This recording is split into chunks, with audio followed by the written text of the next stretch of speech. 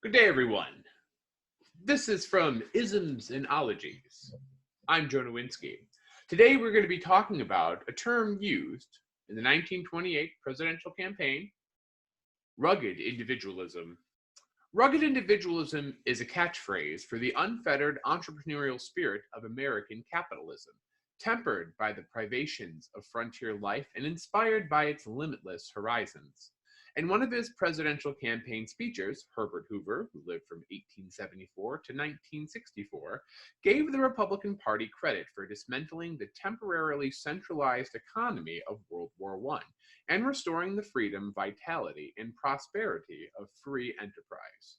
Quote, "We were challenged with the choice of the American system, rugged individualism, or the choice of a European system of diametrically opposed doctrines of paternalism and state socialism.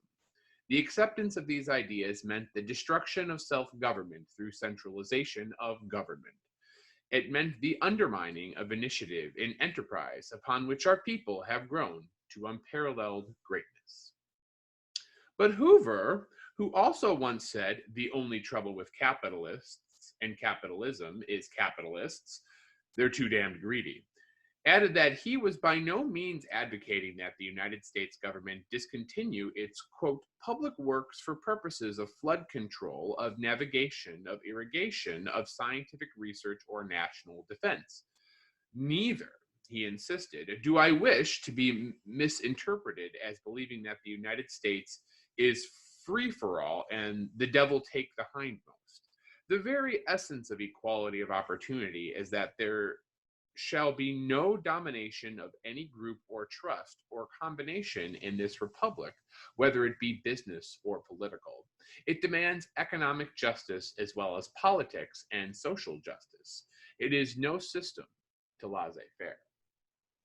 Now, this is really interesting in the perspective of Herbert Hoover, my friend to the right here. And it has a lot to do with the fact that Hoover, of course, was the president right before the Great Depression, right? He gets elected in 1928. He is inaugurated in 1929. And those very same centralization efforts that the Republicans led throughout the 1920s were quickly reversed when we get to 1932, 1933, and Franklin Delano Roosevelt, a Democrat, is elected, and the New Deal starts to come into force as a way to give relief. Now, we can't blame Hoover for the total starting of the Great Depression. That would be completely and historically unfair. But the concept, rugged individualism, goes back to this idea of what business was before World War I.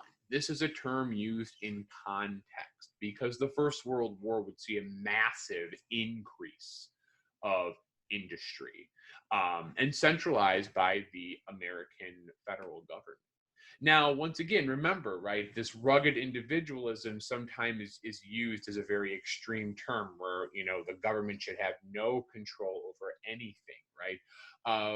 Hoover was this man who understood the balance between both the need for centralization and promotion specifically from the federal government, and sort of the need for that, letting free enterprise take over. Hoover himself worked his way up from being a mining engineer who lived in near poverty when he was a child to being a millionaire. So his experiences really led him to this idea of why it's important to have this rugged individualism. Hoover himself would be incredibly important for World War I for being a figure in providing relief for the Belgians who had been captured by the Germans, and showcasing once again that idea of the rough and tumble America and American has a place in the world beyond the European ideas. And remember that this idea, right, state socialism,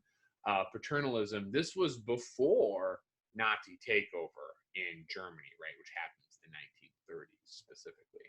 So rugged individualism, an interesting term which gets tested just a few years later because of the Great Depression.